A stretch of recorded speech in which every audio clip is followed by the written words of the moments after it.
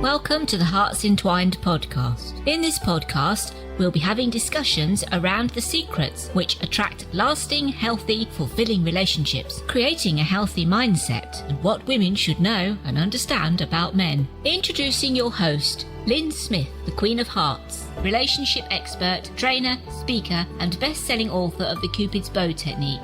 Lyn's mission is to have a positive impact in reducing divorce, domestic violence, and suicide. Welcome to the HEARTS Entwined podcast. This is your host, Lyn Smith, the Queen of Hearts. And in today's podcast, I've got returning guest, Ronnie Thomson. Ronnie, welcome. Hi, Lyn. Thank you so much for having me back. Oh, I love it. We're back again. Third time now, I think. Yeah, and that's because you're so popular. and thank you, audience, for tuning in today. Ronnie and I today are going to be talking about the power of vulnerability, because I think most of us, especially when we think about the word vulnerability, can perceive it as being a weakness, when in actual fact, you know, if you're coming from a place of vulnerability, from the right place, vulnerability can also be our greatest strength, can't it, Ronnie? Oh, and that was the thing. Recently, I've noticed it seems to be a big trend with a lot of my clients and you know, just people that I chat to in general, is there's so much fear. I suppose fear, say, around vulnerability. It's super scary, and I can totally appreciate now in hindsight just how much courage it takes, you know, to be vulnerable. But it does seem to be a trend where people are so scared of it. But once they break free and they get past all of the, you know, the fear and all the scary stuff holding them back from being vulnerable, it just opens up this whole new level of power. And with that power comes freedom as well a lot of the time. And it's so beautiful to witness when, you know, I see couples be vulnerable with each other, or I see, you know, a woman be vulnerable in her own skin and she's rewarded with celebration, you know, or a couple is rewarded by, you know, opening up that new level of connection. And it's just beautiful. I love it. There's so much power in it, for sure. And I think the difference is that, you know, sometimes we can be vulnerable from a place of fear and lack. In other words, that we can be, you know, in that victim mentality and be, you know, very clingy and needy and desperate. So that's when I think it comes across as being quite weak. But, you know, if you are in that place of self-love and you're feeling abundant and confident about yourself, then if you're vulnerable from that place, that's when it can be really, really attractive, can't it? Oh, absolutely. Yeah, for sure. So with definitely, and it's funny that you say the word attraction, because actually funny story, hubby and I went away for a week to Hamilton Island. It was a little kid-free weekend away for our anniversary. And while we were over there, like, it was just beautiful weather. You know, we was by the pool, we walked down on the beach, and I wore my bikini underneath my shorts that day. And now I'm I have thunder thighs. I am that woman that will wear shorts over the top of her bikini bottoms and like suck my tummy in, like my newfound mum tum, like suck that right in if I'm going to take my top off. And so I've never worn a bikini in public, basically ever, even when I was, you know, 16, 17, I never wore a bikini in public. It was always shorts over the top. And because I felt, I suppose, you know, I didn't think of it at the time as being vulnerable, but I felt ashamed and I felt embarrassed about my body. And so, you know, I wanted to cover that up. And it wasn't until I'm now, you know, 31, 2 kids, got my mum tum banging, crazy insecure, but at the same time going, you know what, fuck it. I'm just going to do it. Just do it. Like, don't even think about it. Just do it. And I took my shorts off and I, you know, went from our beach chairs out and went for a swim in the ocean. And I was like, oh, okay, I'm in the water now. No one can see.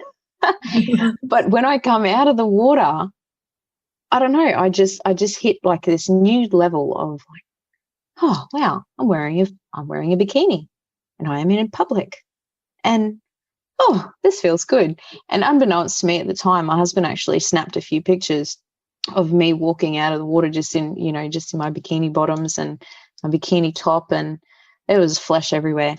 And you know what, I looked at them later and I was like, oh wow, that's cool. And he's like, oh really?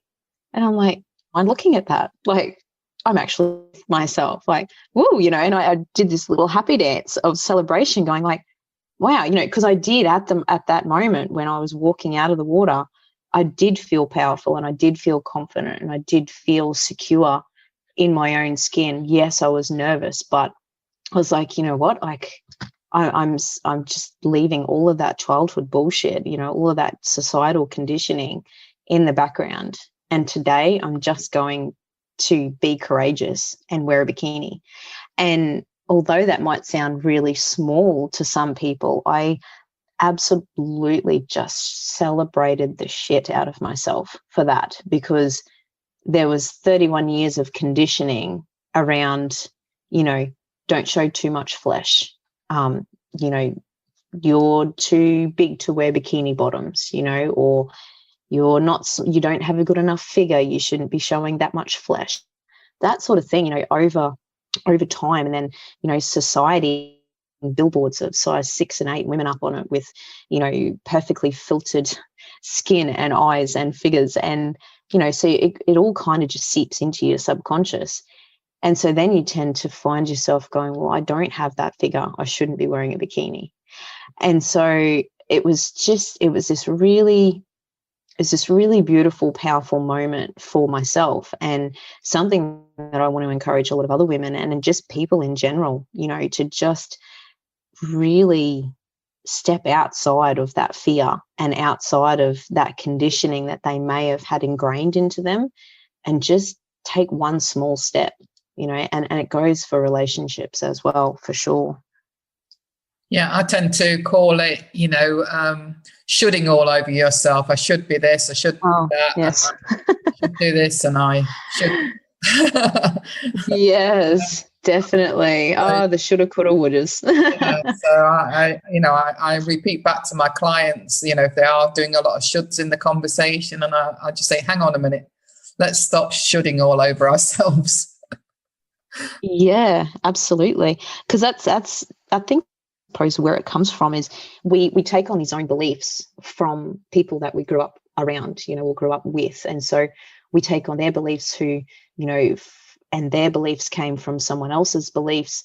And so, when you're hearing it all the time, it sort of becomes, your own belief. And it's really not until you sit down and have a really deep think and do some inner work around, like, okay, is this actually my belief or is this someone else's?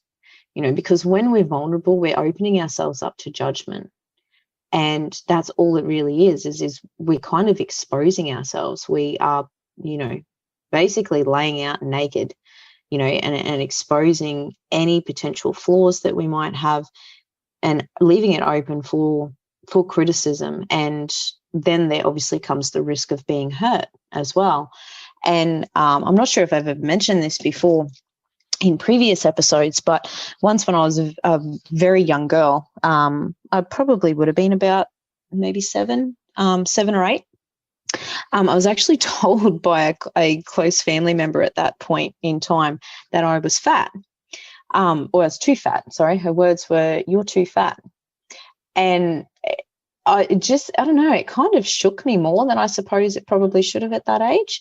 But I suppose that just kept playing back over in my mind for so long, that even when I was leaving high school, and I look at photos now going like, wow, you were gorgeous, you had the best figure. What were you? Then I thought I was fat at 48 kilos. I was 48 kilos and I thought I was fat because, I'd had it ingrained in me that, if you're fat, you don't wear bikinis. If you aren't someone's enough, via their opinions or their beliefs or, through their eyes, then you shouldn't do anything for yourself. And so it definitely took a lot of work a few years ago, and then a bit of extra work since having kids. It's like, thanks mum bod for, shining through with the extra cellulite and the stretch marks, putting that sort of extra pressure on us. But when you hit a point and you get past all of that conditioning and you suddenly just sit back and go, you know what, these aren't my beliefs. Like, these are actually someone else's now. These are, whoever it was, whoever you've heard those things from at some point or another in your life, it's their opinions. And a lot of the time, their beliefs and their opinions, it's when you hear them say, you can't do that or you shouldn't do that, really, it's actually them saying, I won't do that. And so it stems back to a lot of them, like what they're conditioned to believe and what their opinions are.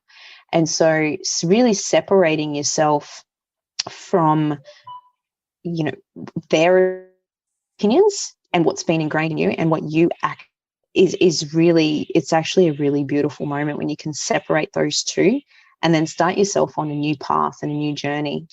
And that's really, that's really nice, because I've been for years now, the woman to go like, oh, wow, like she is stunning. Like, oh, wow, I wish I had the confidence to wear that. Not, oh, she shouldn't wear that. Like, she's got chunky thighs. She should not be wearing short shorts. I haven't done that for many, many years. And instead going like, oh, I wish I had the confidence to wear that, And so it was a really big, like, language change, I suppose, and really separating myself from, like, actually, no, I don't believe what I was told as a child. I don't believe that just because you're a size 14, you can't strut around in a bikini, and so seeing the powerful side when looking at, and this is all just an example because I've just recently gone through it myself with the bikini thing, but looking at someone else from and seeing the power of their vulnerability is a huge step in the right direction. Because for a long time before I actually did it myself, I would look at other women in bikini and be like, wow, like, how awesome is she? Like, she's wearing a bikini in public and she is nailing it. And look, oh, she's got stretch marks just like me. Woohoo, And so I'd like celebrate the, that were in front of me, rather than thinking negatively and thinking, oh, like, she should not be wearing that. It was never really like that. It was like, oh, wow, like, how is she doing that? That's amazing. I want to do that. And so, sort of stepping past that and being like, you know what, I'm just going to fucking do it. Like, I'm just going to do it. Let's just do it. Let's see what happens. And by golly gosh, did I feel naked when I did it. I felt like I wasn't wearing a bikini at all. But I really just looked around and went, you know what? No one's looking at me. No one's judging me. No one's saying anything negative to me right now. And that was sort of reiterated by myself then looking at myself in the pictures going like, oh, you know what? I actually look pretty good. I'm actually like, I feel like I looked, with those opinions and those belief systems that you've been set up for or previously is a huge step in the right direction. And finding that power in the vulnerability of others is massive, because then it gives you the power and the inspiration to then go and be vulnerable and then celebrate the shit out of yourself for doing that, and stepping past that fear and this, the scary mode that you were in before. It's absolutely beautiful. And it revolves into relationships as well, stepping out, being vulnerable, even especially when it comes to feelings as well.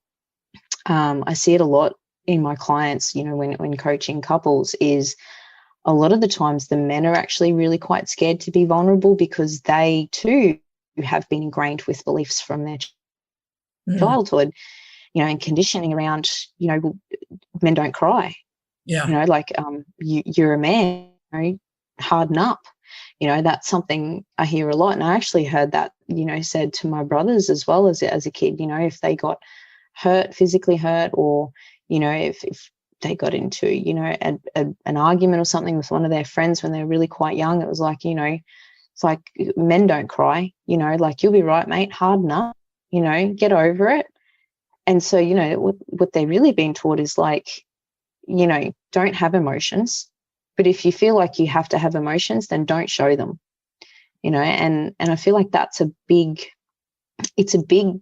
breakdown point in communication with relationships, where the men are they're too scared to open up and actually say how they feel. And there's a lot of societal stigma around, you know, men not having feelings, when it's not that. It's just that they have basically been trained and conditioned not to show those emotions and not to talk about those feelings, because it's, in some way or another, apparently it's unmasculine. You know, it's unmanly to do that. And so being vulnerable, it just opens up so many avenues in every aspect of our lives. And it's finding the power and harnessing that real game changer.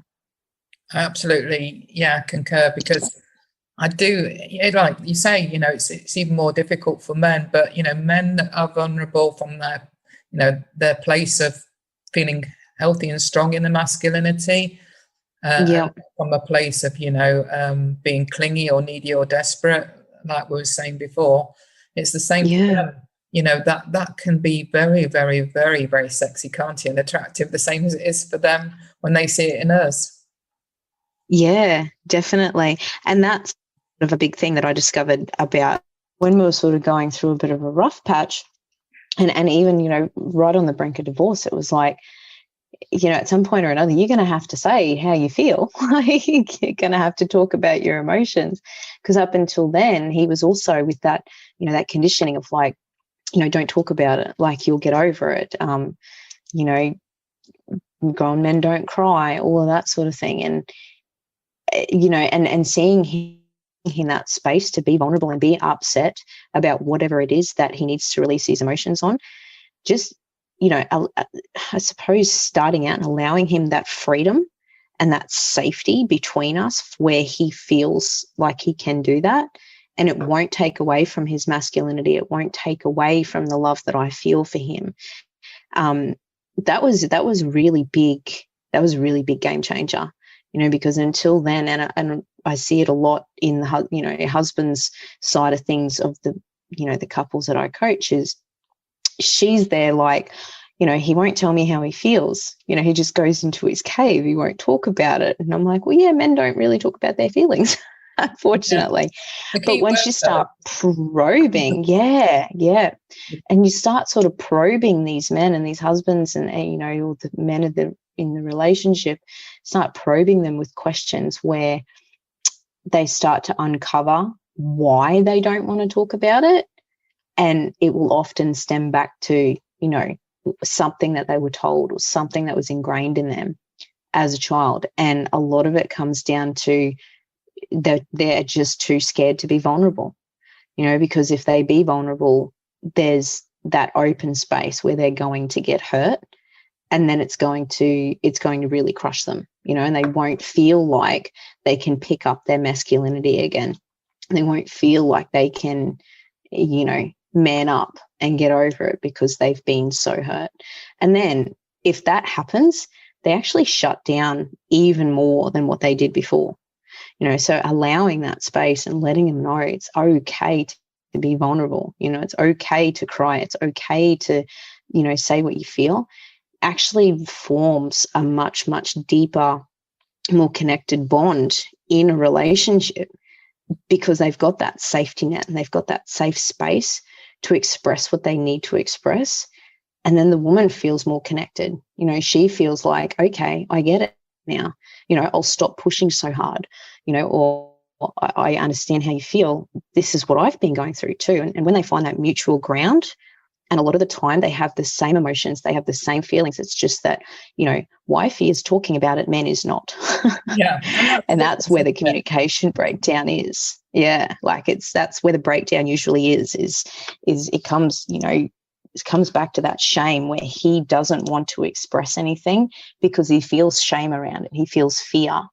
And, you know, whereas women tend to feel a little bit more, you know, I suppose comfortable with being vulnerable, comfortable with sharing their feelings and if they were heard or not, whereas men are a completely different sort of avenue. You know, and then it comes to the physical side, and us women are a bit like, oh, you know, I don't want to be vulnerable. I don't want to wear, you know, something that will show my mum tum. Whereas the men, you know, the men are out there like, yeah, check out my dad bod, you know, kind of thing. Like, it's so funny, like the different dynamics between men and women. It cracks me up. But vulnerability is just such a key part in every aspect.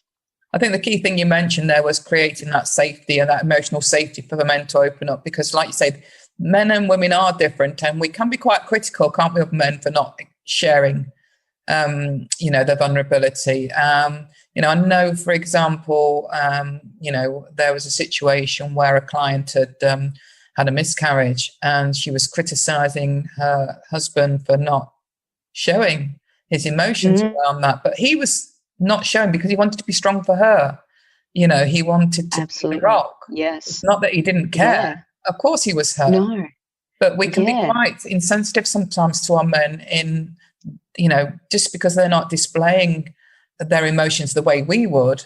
You know, we can be quite insensitive and critical of that, can't we, without realizing that, you know, actually they are feeling it, but they're not wanting to show it because they're wanting to be strong for you. Definitely. And I do see that a lot. And it's funny you mentioned that particular scenario, because I had one similar with you know, one of my clients as well, and she said he's just shut down. He won't talk. I don't even know what's running through his mind. And her words exactly was like, it's like he just doesn't care. And I was like, whoa, girlfriend, okay, let's back that up for a second. He cares. He just doesn't know how to show it. And there's a big difference between those, because his way of caring was, like you said, being the rock, you know, being the strong one, the brave one, you know, between them both, and him providing that shoulder for her to cry on. And whereas, you know, until there was that really, really deeply connected conversation and those probing of questions, until that happened, he felt like he needed to keep being the strong one, you know, and that was his way of sort of, I suppose, blocking off emotions, and not allowing that vulnerability to come through, because if he broke down, then he felt weak, you know, and that was his words. It's like, I feel weak. And I'm like, well, actually, it's quite the opposite. You know, if you talk to her about it, you know, explain this is what's going on in your mind. And even if you do have to cry, like, just let it out, you know, cry about it. This is a situation where, you know, no one's going to judge you for crying. You've just, you know, had a massive situation where there's been loss. It was once that sort of conversation happened and he got really vulnerable with her, she finally realized, like, holy shit, he does care. This is amazing. And it formed an even closer bond then, because he was able to be vulnerable with her. So she had that understanding, you know, so she completely understood, like, okay, he's just too scared to talk about it. You know, he wanted to be the rock for me. And so, you know, getting past and getting through and being completely open, and I suppose allowing yourself to be open for that judgment, because he was worried that if I start crying in front of her, she's going to think I'm, you know, not as much as a man, because men don't cry, and I shouldn't be crying in front of her, and I just need to be the rock. And she's there going, like, he just doesn't care. So there was just that really, I suppose, breakdown of communication, all because there was no vulnerability.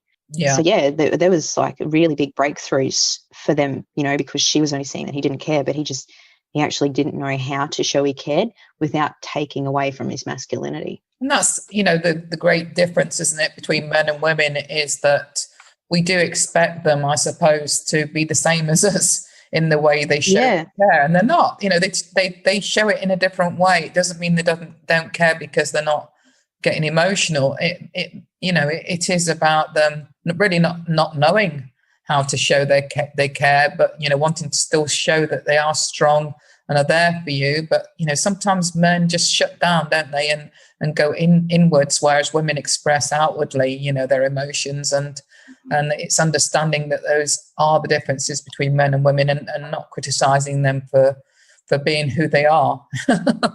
Yeah, definitely. And that can be a really tricky one too. As women, we do tend to, without learning how men and women communicate differently, it can be really easy for us to judge them. We're like, well, they just don't care. He's just not even talking about it. Meanwhile, he's gone into his cave because that's how they deal with hard things. That's how they deal with difficult situations, is they kind of work it all out in their own mind. They shut down. They don't really talk. They don't express the communication straight away. They don't really talk about feelings. They're still taking everything on board from you, but sometimes the more that we lump on them, the more we criticize them, the more that we vent on them, often it can be sometimes an overload on them. So the more they feel like they have to take on, so they're taking it on, and we just keep putting it on because we're frustrated. We're not only dealing with our own grief or our own situation or feelings around whatever the situation is, but then he's not giving us any feedback.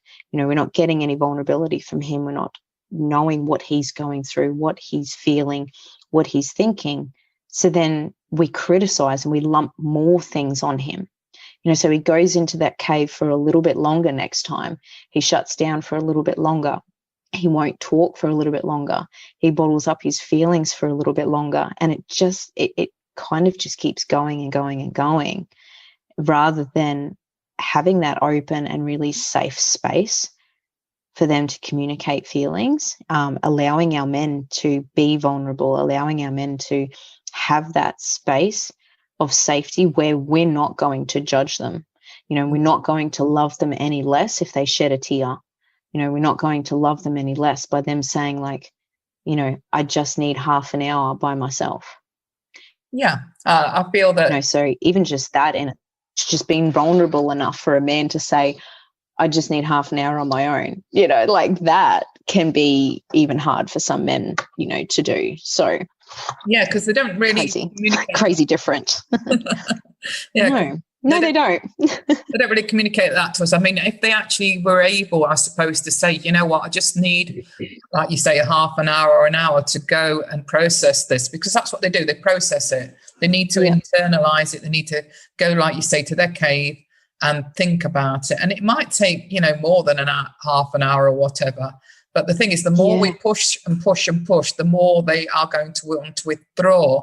And like you said, it becomes a never-ending cycle then, where he feels so overwhelmed because all he's feeling is more pressure that you're lumping on him by wanting him to express when he's not able to. He needs to be able to go away, process it. And if he was able to sort of, I think women would be far more comfortable if men were able to say, you know what, I just need to go into my cave. It's got nothing, it doesn't mean I don't love you. Doesn't mean I don't care, but I need to just go into my cave and process all this for a while. And it might take me some time, but just know that I still love you. If I was able to say that, I think we'd feel a lot happier. But they able to say that, Yes, you just nailed it. And that's exactly what I was going to say is men just taking really small steps and getting past the vulnerability, just taking really small steps as a man, just like, okay, I've had a really big day. Can I think about this? So whatever we've just lumped on them, whatever we've just brought up with them, whatever they have to process, them just being open enough to say, I need an hour by myself, or I'm going to go away, for the day fishing, or I'm going to go play golf on my own, whatever it is, just to process.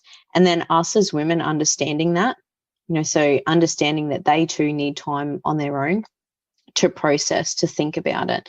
And it was something that I never understood. I never understood this before we almost got divorced. And then, I learned a lot about communication during that time, obviously, hence why now I'm a communication coach. Mm-hmm. And one thing that I wish I'd known before, and I do now, is they process, like you said, everything inside their heads. So he would come back from his cave and not say anything, and he would carry on as if nothing has happened at all. And then I would be here going like, what the hell just happened? Like, I was literally just, and I was so vulnerable. You know, I told him all of my feelings. I got everything out of my chest, told him what I was thinking, told him what I was feeling. And then he goes away, gives me the silent treatment, comes back and acts like nothing's happened. It's like, what the freaking hell just happened? How does this even work? So, you know, again, it was kind of like a never ending cycle for me then as well, because I hit a point where I'm like, you know what? I'm just not even going to tell him anything. There's no point. He doesn't care. You know, so we as well then as women tend to kind of shut off our vulnerability. We're not as vulnerable with our men because we're not getting that feedback. We're not getting anything back from them. And so we think they don't care. It happens over and over again with every argument. And then all of a sudden, you know, she's just not talking anymore. You know, she's just like, yeah, well, I'm done. You know, I'm not going to even bother telling him how I feel or how much it hurt, because he's not going to listen or he's not going to do anything about it. And so again, that starts a massive whirlwind of communication issues that they then have to dredge up again later if they want to make it work, if they want to move forward, you know, and have a better connection and have a happier marriage, is really working through those stages. And so, you know, it does sound simple, but it can be quite tricky to implement because we are conditioned the way that we are. Until we call out the bullshit that we've grown up with, you know, until we call out all of the lies and the shoulds along the way, till we call all that out and actually change it for the better, unfortunately, it just won't improve. But just simple, small steps, and it sounds easy, but sometimes it's just not, is, you know, men saying to their women, you know, I need time to process, you know, women allowing that to happen. And then man comes back and actually gives feedback about what he came up with in his head, you know, offering suggestions on how to resolve it, you know, or actually resolving it rather than just resolving it in his mind. And then, you know, she's left there going, well, how are we going to get past this? And so, you know, just it's that sort of constant backwards and forwards, like a ball on a tennis court, really, you know, well, being vulnerable, but and really sort of just having that feedback at the end of everything to know that everyone's safe, everyone's still loved, and we're going to find a resolution for this. So it can be a really tricky one for a lot of people to implement. Men, especially, the communication of I need time to process, and women allowing them that space to happen. Once you can have those two things working in harmony, everything sort of just falls into place after that, which is really beautiful to see. Thank you so much, Ronnie. I think there's been lots and lots of wise wisdom gems shared within the conversation that we've had today, in terms of hopefully women now understanding men a bit better around their vulnerability issues, as well as vice versa. So thank you so much for sharing your personal experiences as well as other experiences that you shared on today's podcast. No worries, Lynn. Thank you so much. It's really been my pleasure. And for the benefit of our audience, what's your best contact? So I can just be found on Facebook under Ronnie Thomson. I do believe you chucked the link up underneath the podcast, so you'll be able to find me there. And it's Thomson without a P, so it's THOMSON. Find me on there, connect, drop me a personal message if you like. Let me know where you heard about me. And we'll get connected for sure. We'll have a good chat. Also got a private Facebook group as well, just for couples and individuals sort of, challenged by conversations, how to communicate properly with them, with their wife. I have, that also open to husbands as well. It's really nice to have a combination of men and women in there, so we can all sort of support each other and connect in a way where we don't feel so alone. We have an argument that might seem silly to someone else, but someone else is going through the exact same thing, so it's nice to have that connection. It is very private, so everything that we put in there, it doesn't get spoken about outside. So it's really nice, safe space for everyone to talk and communicate, and get hints and tips from other people on how to approach different things in their relationships. We're seeing a lot of really positive steps forward and feedback in that group. So feel free to connect with me personally. And then, we'll get you in the group if that's something that you're interested in. Brilliant. And I'll also make sure that information, as well as Ronnie's other contact information, is shared, as always, in our show notes. So it just leaves me to say thank you very much again, Ronnie, for sharing your wise words today. No worries, an absolute pleasure. I love coming on here. So thanks again for having me. And as always, audience, if you've enjoyed today's episode, please subscribe, like, share. It all helps to get the word out there and helps the wider audience connect and get the wisdom that they need to know to have healthy, loving relationships. So thank you very much for showing up today. I really appreciate it. It means the world to me that you're listening to this episode and our other episodes. So thank you so much. And I'm just going to leave off, as I always do, with true love starts with opening our hearts. And until next time, goodbye for now. Thanks for listening to the Hearts Entwined podcast. You can follow Lyn via the Facebook group Two Hearts Entwined, or search Lyn Smith, inspirational speaker, at LinkedIn, or email lyn@hearts-entwined.com. That's LYN@hearts-entwined.com. Remember, true love starts with opening our hearts.